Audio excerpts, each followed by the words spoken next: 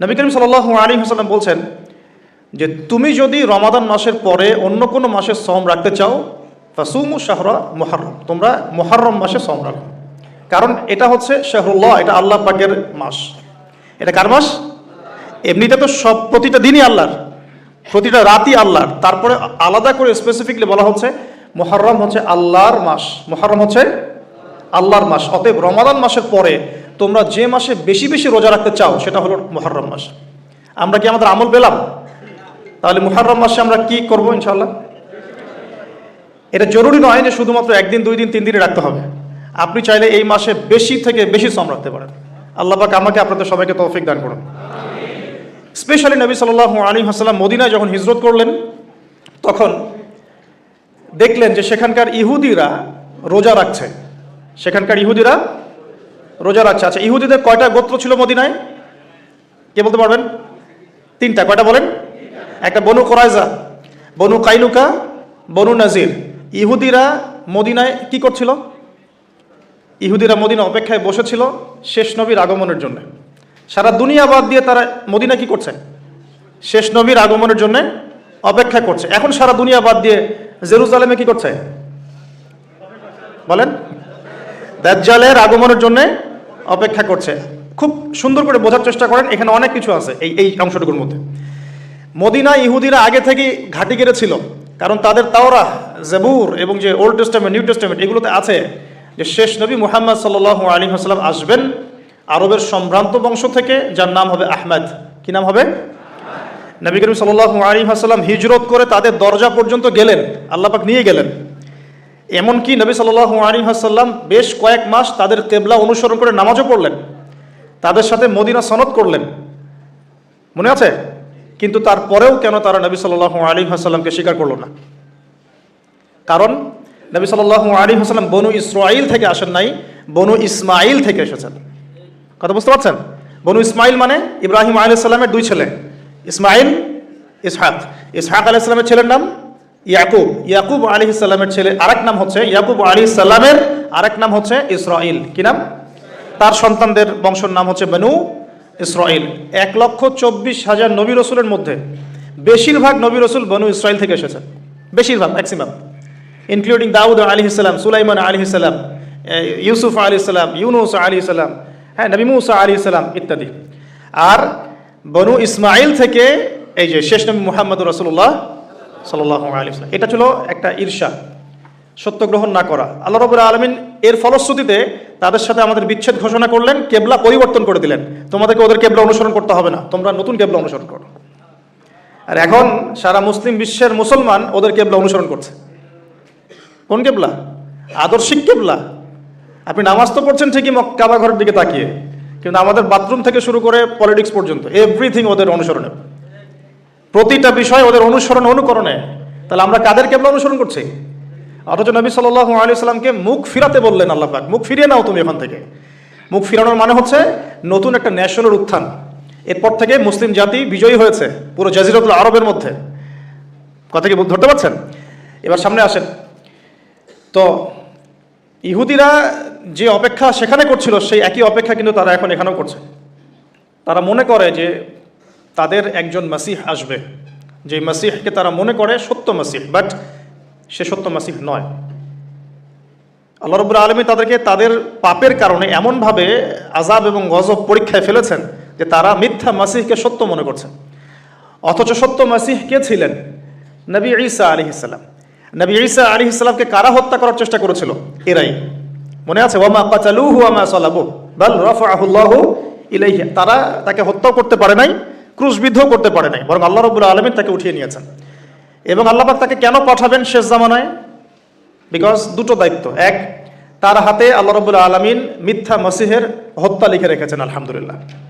এমনকি হাদিসের পাতায় স্পেসিফিকলি লেখা আছে যে বাবেলুদ নামক জায়গায় দাজ্জালকে হত্যা করা হবে ইনশাআল্লাহ। কোন জায়গা? Go and search your Google. এখন দেখেন আপনি বাবেলুদে কি আছে ওদের। এটা আমি বলে দিচ্ছি না, টাচ করলাম। বাবেলুদে ওদের কি আছে দেখুন। বাবেলুদ কোন জায়গা, কি করছে ওখানে তারা। আর আরেকটা মিশন হচ্ছে তার, ঈসা আলাইহিস সালাম শেষ জামানে এসে 40 ইয়ার্স, 40 বছর সারা দুনিয়ায় আবারও সেই ইসলামী খেলাফা কায়েম করবেন ইনশাআল্লাহ।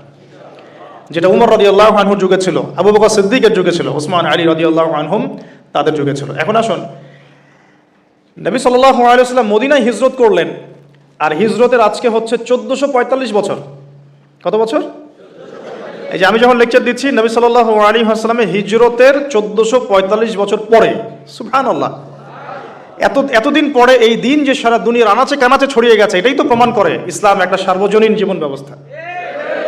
এই যে মালয়েশিয়াতে কি নবী সাল্লাল্লাহু আলাইহি ওয়াসাল্লাম পায়ে হেঁটে এসে দাওয়াত দিয়ে গেছেন? এখানে লক্ষ লক্ষ কোটি কোটি মানুষ মুসলিম, আল্লাহু আকবার। সাইবেরিয়াতে মুসলিম আছে, অস্ট্রেলিয়াতে মুসলিম আছে, আফ্রিকায় মুসলিম আছে, আপনি ইউরোপে যান সেখানে মুসলিম পাচ্ছেন। ওই যে আফ্রিকার ওই যে ঘানা, নাইজেরিয়া ইত্যাদি, জিম্বাবুয়ে, কেনিয়া, ওই আবিসিনিয়া, ইথিওপিয়া, ইরিত্রিয়াতে পর্যন্ত আপনি কি মুসলিম পাবেন। আল্লাহু আকবার। তো এটাই তো প্রমাণ করে যে ইসলাম আল্লাহ রাব্বুল আলামিনের পক্ষ থেকে একটা মানে কি বলবো সর্বস্বীকৃত এবং চূড়ান্ত একটা জীবন বিধান। তো এখন নবী সাল্লাল্লাহু আলাইহি ওয়াসাল্লামের হিজরতের হয়ে গেল 1445 বছর, আর নবীজি এসেছেন মানেই কিয়ামতের আলামত শুরু হয়ে গেছে। নবীজি কি বলেছেন? কিয়ামতের প্রথম আলামত হচ্ছে আমি নিজেই, আমার আগমনটাই হচ্ছে কিয়ামতের আলামত। সুগরা, ছোট, আমার যে আগমন এবং কোরআন চলে আসছে, রেভলিউশন বন্ধ, এটাই তো আমার ওফাত, এটাই তো হচ্ছে কিয়ামতের প্রথম আলামত। 1445 বছর পরে আমাদের কি বোঝার বাকি আছে যে আমরা এখন ক্লোজিং টাইমের দিকে যাচ্ছি? এটা বোঝার জন্য কি আপনার পিএইচডি করার দরকার আছে? চোখের সামনে নগ্ন মেয়েদের চলাফেরা, মেয়েরা ছেলেদের পোশাক পরে ঘুরে বেড়াচ্ছে, ছেলেরা মেয়েদের, হাইলি কনস্ট্রাক্টেড বিল্ডিংস, রিবার, ব্যাপকতা, ন্যায় অন্যায়ের মানদণ্ড পাচ্ছেন না, আল্লাহ পাকের হুকুম আহকাম উঠে যাচ্ছে, নামাজ পর্যন্ত উঠে যাচ্ছে, আর কি দেখার বাকি আছে আলামত? এরপরেও কিছু মানুষকে বোঝাতে হয় যে এটা শেষ জামানো চলছে। এটাই দুঃখের ব্যাপার। যাই হোক, এখন নবী সাল্লাল্লাহু আলাইহি ওয়াসাল্লাম নিজে গেলেন মদিনায়, গিয়ে দেখলেন ইহুদিরা রোজা রাখে, মুহররম মাসে রোজা রাখে। নবী জিজ্ঞাসা করছেন সাল্লাল্লাহু আলাইহি ওয়াসাল্লাম, নাম শুনলে দরুদ পড়বেন, মনে মনে সাল্লাল্লাহু আলাইহি ওয়াসাল্লাম বলবেন যে তোমরা কি জন্য সওম রাখছো? ইহুদিরা বললেন বা বলল যে আনজাল্লাহু আযজা ওয়া জাল মূসা ওয়া কওমাহ, এই দিনে আল্লাহ রাব্বুল আলামিন মূসা আলাইহিস সালাম এবং তার কওম মানে বনু ইসরাইলকে নাজাত দিয়েছেন। ওয়া গরাকা ফিরআউন ওয়া কওমাহ, এবং আল্লাহ রাব্বুল আলামিন এই দিনেই ফিরআউন এবং তার কওমকে ডুবিয়ে দিয়েছেন। এই দিনে আল্লাহ রাব্বুল আলামিন মূসা আলাইহিস সালাম আর ফিরআউনকে মূসা আলাইহিস সালাম এবং তার সাথীদেরকে উদ্ধার করেছেন, ফিরআউন এবং তার দলবলকে ডুবিয়ে দিয়েছেন। কোন সাগরে? লোহিত সাগরে। এই জন্য শুকরিয়া স্বরূপ মূসা আলাইহিস সালাম সওম রেখেছেন, এই জন্য আমরাও সওম রাখি। তখন নবী সাল্লাল্লাহু আলাইহি ওয়াসাল্লাম বললেন যে নাহনু আহাক ওয়া আউলা বিমূসা মিনকুম, আমরা মানে উম্মতে মুহাম্মাদি, আমরা তোমাদের চাইতে মূসা আলাইহিস সালামের অনেক বেশি হকদার বেশি। এই জন্য আমরা এই 10ই মুহররম সওম রাখি, আশুরার দিন। আর নবীজি বললেন তোমরা খালিফুল ইয়াহুদ, তোমরা ইহুদিদের বিরোধিতা করো। তাই তিনি বলছেন আমি আগামী বছর বেঁচে থাকলে 9 তারিখ বা 11 তারিখ আরও একটা সওম বেশি রাখবো। তার মানে আমরা আমাদের আমল পাচ্ছি এই মাসে বেশি বেশি সওম রাখা, স্পেশালি 9, 10, 11 পারলে এই 3টা সওম রেখে দেওয়া। যদি এটাও না করতে পারি অ্যাটলিস্ট 10 সওম রাখা। কী হবে?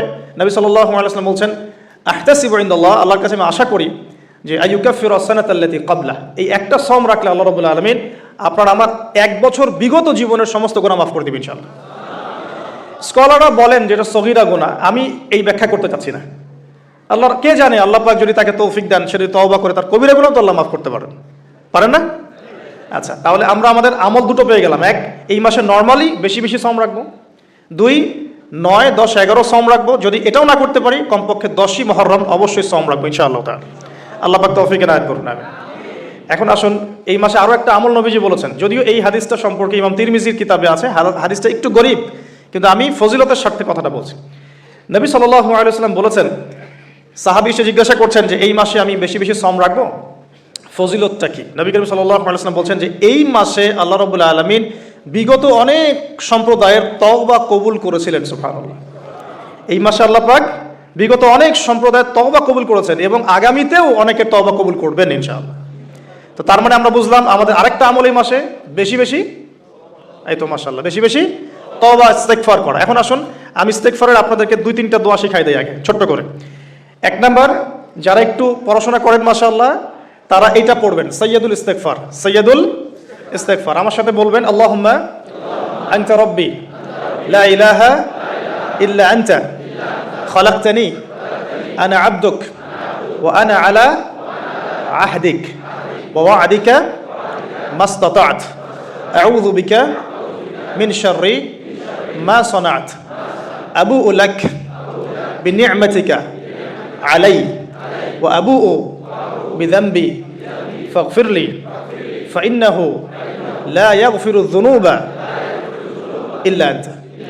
এই যে আমরা গত লেকচারে বলেছিলাম যে আমাদের ইবাদতগুলো অন্তঃসার শূন্য হয়ে যাচ্ছে এই কারণে, বিকজ আমরা অর্থটা বুঝি না। এই যে দোয়াটা আপনি করলেন, নবী সাল্লাল্লাহু আলাইহি ওয়াসাল্লাম বলেছেন যে এই দোয়া পড়ার পরে যদি কেউ সকালে পড়ে রাত্রের আগে মারা যায় জান্নাতে চলে যাবে ইনশাআল্লাহ। রাতে পড়ে সকালের আগে ইন্তেকাল করলে জান্নাতে চলে যাবে ইনশাআল্লাহ। তো কি পড়লাম? আল্লাহ পাক বলছেন, নবী সাল্লাল্লাহু আলাইহি ওয়াসাল্লাম বলছেন, আল্লাহুম্মা হে আল্লাহ আনতা রব্বি, আল্লাহ তুমি আমার রব। খলাকতানি, তুমি আমাকে সৃষ্টি করেছো। আনা আবদুক, আমি তোমার বান্দা।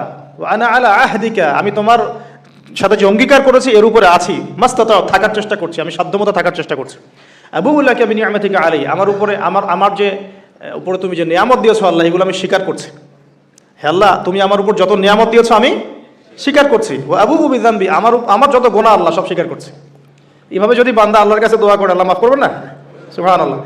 ফাগফিরলি, আল্লাহ আপনি আমাকে মাফ করুন। ফাইন্নাহু লা ইয়াগফিরু যুনুবা ইল্লা আনতা, এখন আপনি ছাড়া যুনুব কেউ ক্ষমা করতে পারেন। ব্যাস এইভাবে বুঝে বুঝে, এটা যদি না পড়েন অ্যাটলিস্ট এতটুকু, আস্তাগফিরুল্লাহাল্লাযী লা ইলাহা ইল্লা হুয়াল হাইয়ুল কাইয়্যুম ওয়া আতুবু ইলাইহি, এইটুকু।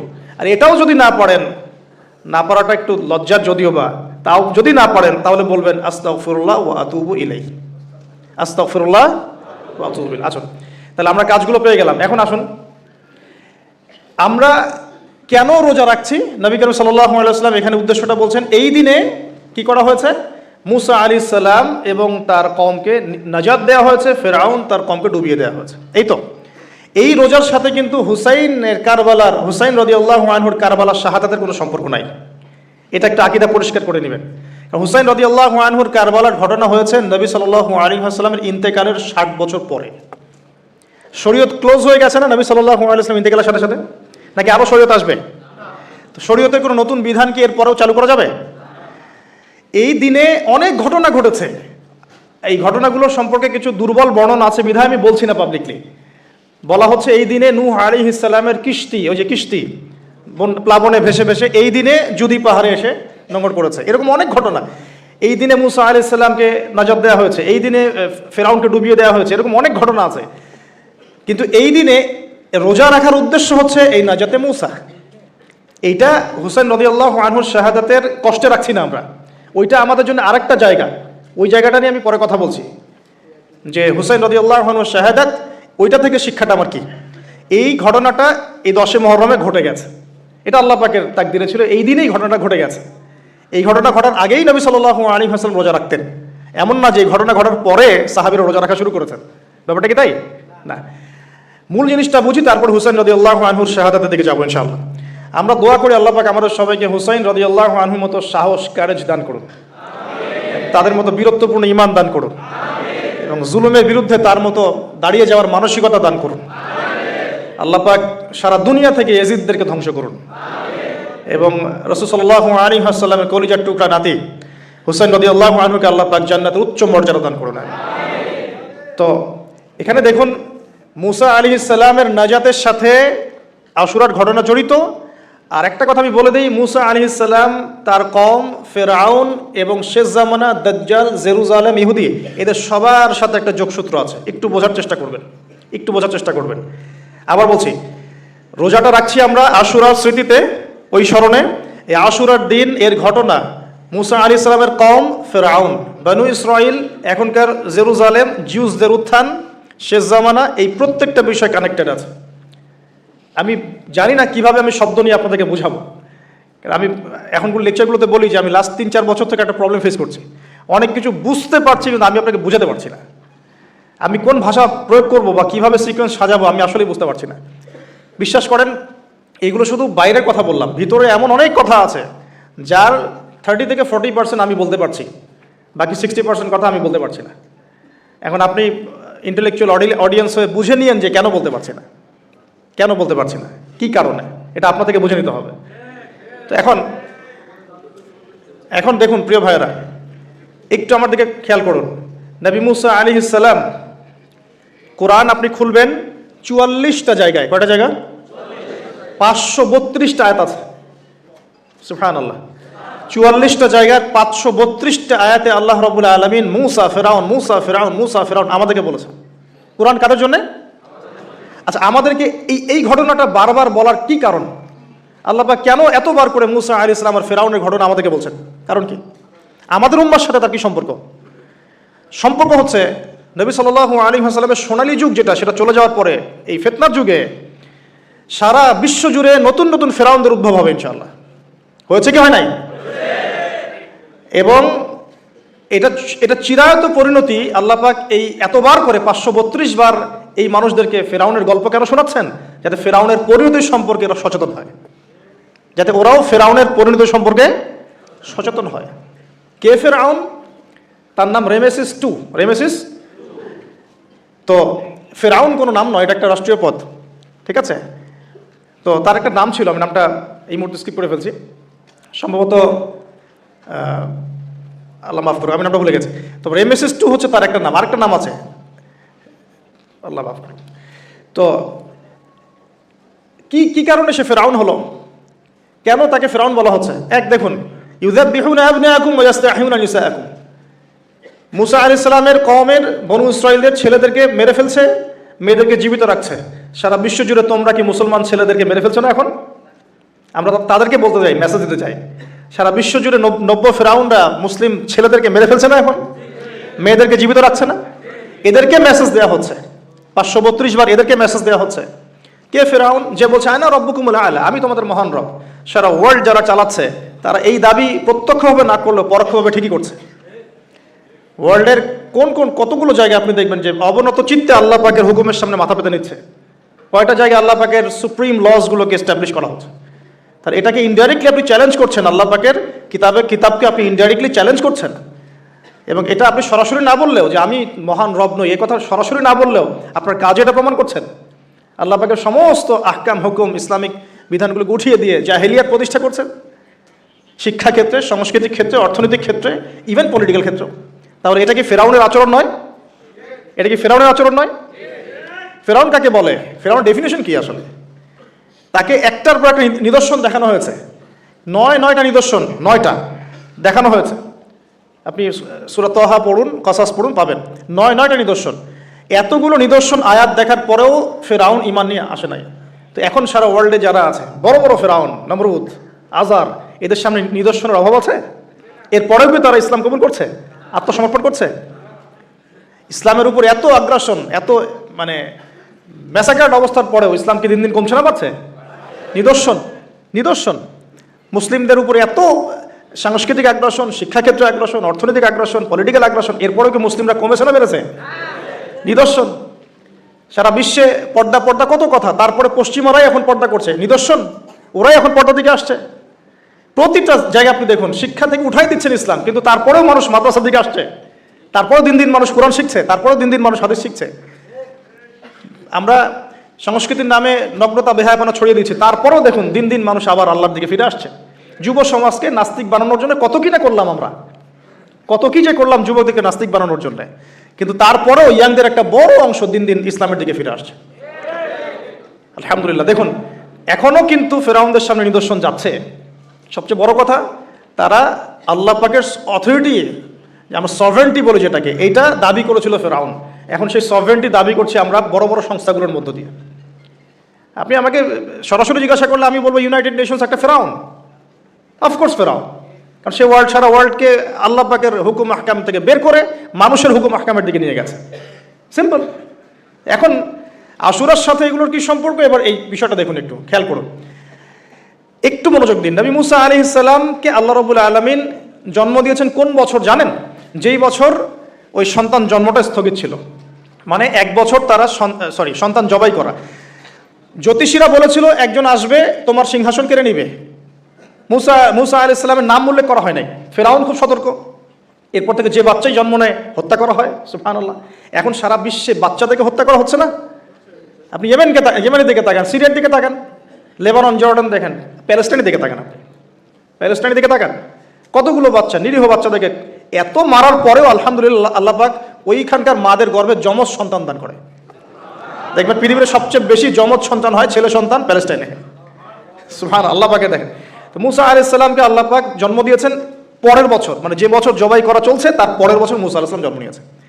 এবার তার মা তো ভীত সন্ত্রস্ত, কি করবেন, কিভাবে হবে, ফেরাউন জানতে পারলে তো মেরে ফেলা হবে। এখন আল্লাহ পাক তাকে ওহী করলেন। এই ওহীটা নবুয়ত না, কিন্তু মনের মধ্যে ইলহাম। এটা কি বলি? ইলহাম। যে তুমি তোমার সন্তানকে ভাসিয়ে দাও। কোথায় ভাসাবে? কোনো মা পারবে? বলেন তো, মারা কেটে পারবে? ও মুসা আলাইহিস সালামের মায়ের কলবটা কেঁদে উঠলো। আল্লাহ পাক বলছেন, আমি যদি তার কলবকে দৃঢ় না রাখতাম সেই কাজ করতে পারতো না। সুবহানাল্লাহ। তার অন্তরকে দৃঢ় কে রাখে? আল্লাহ। আমরা সে আল্লাহর কাছে অন্তরের কলবের দৃঢ়তা কামনা করি। আমি এই জায়গা থেকে একটু মনোযোগ দিয়ে বুঝতে হবে, আস্তে আস্তে শেষ করে দিব। এবার আল্লাহ রাব্বুল আলামিনের শান এবং তার পরিকল্পনা দেখুন। আল্লাহ পাক মুসা আলাইহিস সালামের চেহারার মধ্যে মোহাব্বত, ভালোবাসা দিয়ে দিয়েছেন। মানে সুবহানাল্লাহ। অনেক মানুষ আছে না, বাচ্চা দেখলে মহব্বত জাগে, ভালো লাগে, খুব আদর করতে ইচ্ছা করে। ফেরাউনের ঘরে সন্তান নাই, তার স্ত্রী পানির ঘাটে বাচ্চা চলে আসলো। বাচ্চা দেখে সে বলছে, মাশাআল্লাহ, এত চমৎকার একটা সন্তান, ফুটফুটে বাচ্চা। ফেরাউনের কাছে নিয়ে গিয়ে বলছে, একে রেখে দেই, লা তাকতুলু, তাকে হত্যা করো না, আয়সা ইয়ানফাআনা আও নাত্তাখিযাহু ওয়ালাদা, তাকে আমরা রেখে দেই, হয়তো সে উপকারে আসবে, অথবা কোনো আমরা তাকে সন্তান হিসেবে গ্রহণ করতে পারি। তো ফেরাউন কিন্তু খুব সতর্ক ছিল। তারপরে আল্লাহ পাক তারই ঘরে মুসা আলাইহিস সালামকে বড় করলেন। সুবহানাল্লাহ। আর মুসা আলাইহিস সালাম, ফেরাউনের স্ত্রী দুধও পান করছে না। তখন মুসা আলাইহিস সালাম একজন বোন আছে, সে গিয়ে তাদেরকে খবর দিল যে আমরা কি তোমাদেরকে হাল আদুল্লুকুম আলা মান ইয়াকফুলুহ, এমন একজনের কথা বলবো যে মুসাকে দুধ পান করাবে, এই বাচ্চাকে দুধ পান করাবে। আল্লাহ পাকের কি কৌশল! আল্লাহ পাক ওই মায়ের কোলেই আবার মুসা আলাইহিস সালামকে ফিরিয়ে দিলেন। এদিকে মায়ের দুধ খাচ্ছে, ফেরাউনের ঘরে বড় হচ্ছে, আবার ফেরাউন একটা বড় অঙ্কের হাদিয়া তার মাকে দিচ্ছে দুধ পান করানোর জন্য। সুবহানাল্লাহ। আল্লাহ পাকের পরিকল্পনা দেখেন। আমি আসলে বুঝাতে পারছি না ভাই, আমার ল্যাঙ্গুয়েজের প্রবলেমের কারণে মাফ করবেন। অনেক তথ্য মাথায় থাকলে কথা বলা টাফ হয়ে যায়। তো সুবহানাল্লাহ, আল্লাহ পাকের পরিকল্পনা দেখুন। যে নবী মুহাম্মদ সাল্লাল্লাহু আলাইহি ওয়াসাল্লামকে মক্কা থেকে তাড়িয়ে দিচ্ছে মানুষ, আল্লাহ রাব্বুল আলামিন সেই মক্কা নবীর পায়ের সামনে এনে দিলেন। সুবহানাল্লাহ। মাত্র 8 বছরের ব্যবধানে। যে বদর যুদ্ধে মুসলিমদেরকে একদম নিঃশেষ করে দেওয়ার প্ল্যান করা হয়েছে, ওই বদরেই আল্লাহ রাব্বুল আলামিন আবু জাহেলের মৃত্যু লিখে রাখলেন। যে ইউসুফকে কুয়ায় ফেলে দিল তার ভাইরা, সেই ইউসুফকে আল্লাহ পাক সেখান থেকে কারাগার, রাজপ্রাসাদ, সেখান থেকে কারাগার, সেখান থেকে আবার নিয়ে আসলেন মিশরের পলিটিক্যাল পাওয়ার। আল্লাহর পরিকল্পনা। যে ইয়াসরিব একসময় ইহুদিদের দাপটের জায়গা ছিল, ওই ইয়াসরিব মুসলিমদের পরতলগত করলেন আল্লাহ পাক হিজরত করিয়া। বাদশাহ নাজাশী আবিসিনিয়ায়, আমি তো মালয়েশিয়াকে একটা আবিসিনিয়া মনে করি, এখানে মাশাআল্লাহ এরকম পরিবেশ আছে, শান্তিপূর্ণ ইসলামী পরিবেশ। বাদশাহ নাজাশীর এরকম পরিবেশ ছিল। বাদশাহ নাজাশী কিন্তু মুসলিম ছিল না, সে খ্রিস্টান ছিল। তারপরেও নবীজি বলতেন, বাদশাহ নাজাশীর রাজ্যে কেউ জুলুমের শিকার হয় না। সুবহানাল্লাহ। যদিও সে মুসলিম ছিল না, ওখানে ইসলাম নিয়ে গেলেন আল্লাহ পাক, ওখান থেকে পুরো আফ্রিকা ইসলাম ছড়িয়ে পড়লো। সুবহানাল্লাহ। এক খালেদ বিন ওয়ালিদ রাদিয়াল্লাহু আনহু, যার হাতে উহুদ যুদ্ধে বহু মুসলিমের প্রাণ গিয়েছে না, সেই মানুষকে আল্লাহ রাব্বুল আলামিন হেদায়েত দিয়ে 100টা যুদ্ধ করিয়েছেন। সুবহানাল্লাহ। আল্লাহ পাকের পরিকল্পনা আমরা বুঝতে পারবো না, আল্লাহ পাকের পরিকল্পনা আমরা বুঝতে পারবো না। মাকারু ওয়া মাকারাল্লাহ, তারা কৌশল করে, আল্লাহ পাকও পরিকল্পনা করে। দেখেন, এই যে প্যালেস্টাইন নিয়ে এত সমস্যা করছে না, আল্লাহ পাকের কি পরিকল্পনা! সুবহানাল্লাহ। আল্লাহ পাক সমস্ত জিউসদেরকে ওইখানে একত্রিত করেছেন। কেন জানেন? কেন জানেন? আল্লাহ পাক এই যে 1914 থেকে নিয়ে 2023 এই যে সালগুলো চলছে, 100 বছর, লাস্ট 100 বছরে সারা ওয়ার্ল্ডের জিউসদেরকে ওখানে একত্রিত কেন করেছেন জানেন? যেইভাবে আল্লাহ পাক ফেরাউনের দলবলকে লোহিত সাগরে ডুবিয়ে দিয়েছেন, ওইভাবে আল্লাহ পাক প্যালেস্টাইনিদের সবাইকে ডুবাবে ইনশাআল্লাহ। এটাও আল্লাহ পাকের একটা বড় পরিকল্পনা।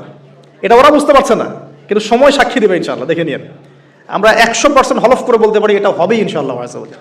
এই কারণেই লাস্ট এই যে অটোম্যানদের ডিফিটের পর থেকে নিয়ে 1970 থেকে নিয়ে যে first world war, second world war করতে করতে সব জায়গা থেকে জিউসরাকে একত্রিত করেছে এখানে, বিকজ অফ লাস্ট একটা সর্বশেষ একটা ম্যাসাকার আল্লাহ পাক করবেন এদেরকে ইনশাআল্লাহ। কার হাতে? ঈসা আলাইহিস সালামের হাতে। আমাদের উম্মতের মধ্যে কে নেতৃত্ব দিবেন? ইমামুল মাহদি, যার নাম হবেন মুহাম্মদ। তার নাম কি? মুহাম্মদ। তার বাবার নাম আব্দুল্লাহ, তার মায়ের নাম হবে আমিনা। এটাও ক্লোজিং টাইম। এখন আসুন, তো আল্লাহ পাকের কি পরিকল্পনা!